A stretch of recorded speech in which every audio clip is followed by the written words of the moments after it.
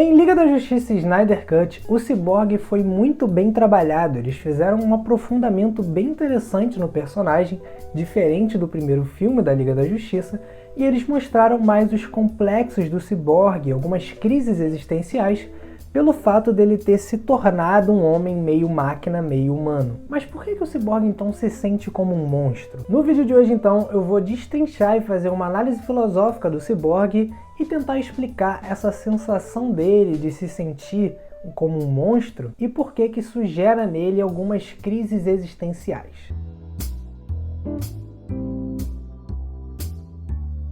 Meu nome é Gabriel, esse é o Filosofia de Personagens e hoje então eu vou fazer essa análise filosófica do Cyborg em Liga da Justiça e Snyder Cut e abordar toda essa questão que foi trabalhada no personagem, desde as crises existenciais de se sentir um monstro até a aceitação dele no final como um ciborgue. Bom, o Victor Stone sofreu um acidente de carro e ele foi desmantelado. O seu pai então, numa tentativa desesperada de salvar o filho, usa o poder de uma das caixas maternas, como a gente vê no filme, para tentar revivê-lo. Isso acaba funcionando, e então o Victor renasce ali, ele acaba sendo salvo, mas voltando à vida como metade homem e metade um robô. E a gente vê que depois desse renascimento, o Victor fica com muita raiva do pai dele por ter salvo ele sob essas condições de ter renascido como metade máquina. E ele começa então a desprezar essa condição de ter renascido dessa maneira.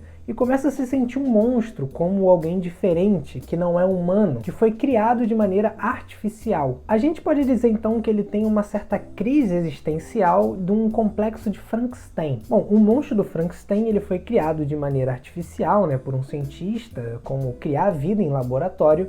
Ele foi criado a partir de diversas combinações de diversas coisas para dar vida a esse ser artificial, que não nasceu de maneira natural, que não é humano e que vem ao mundo meio sem sentido. E é assim que o Cyborg se sente, como essa aberração, que não se sente pertencente ao mundo e que não deveria sequer ter sido salvo se fosse para viver desse jeito. E é isso que gera nele então toda essa raiva do pai e das condições desse salvamento, e por isso então ele tem essas crises. Antes da gente continuar, se você estiver gostando aqui da análise, já considera deixar o seu like nesse vídeo, e se você se interessa por esse tipo de análise mais filosófica dos personagens, eu vou te recomendar seguir esse canal e assistir os outros vídeos, porque aqui a gente basicamente só faz isso. Mas então, continuando, ao longo do filme a gente vai tendo um desenvolvimento do Cyborg, ele passa a fazer parte da Liga e junto com os outros membros, começa a ver que talvez esses poderes agora, essas habilidades cibernéticas,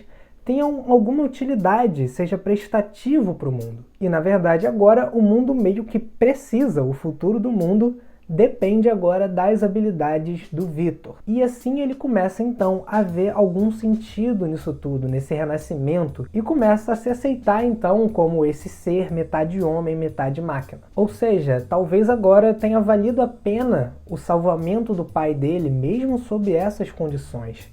E talvez tudo tenha agora um sentido. E talvez o Cyborg agora tenha algum sentido e algum pertencimento no mundo. Eu acho que uma cena muito marcante no Snyder Cut que marca essa aceitação do Cyborg é quando ele está tendo ali um papo com os pais, enquanto ele está sendo manipulado pelas caixas maternas, e ele ouve então dos pais que eles iriam consertá-lo, que ele iria ficar inteiro e que ele não ficaria sozinho. Mas então o Victor responde: eu não tô quebrado. Ou seja, ele não mais se enxerga como esse ser que estava desmantelado e foi unido com partes cibernéticas e por isso ele se enxerga então como esse monstro do Frankenstein.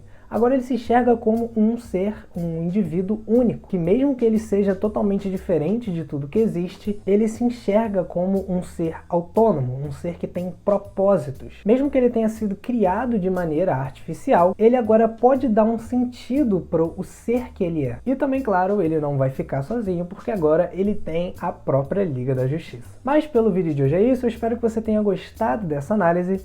E é claro, se você gostou, se você achou interessante essa abordagem filosófica sobre os complexos do Cyborg, deixa o seu like aqui no vídeo e se você estiver interessado em mais análises desse tipo, se inscreve no canal e até a próxima.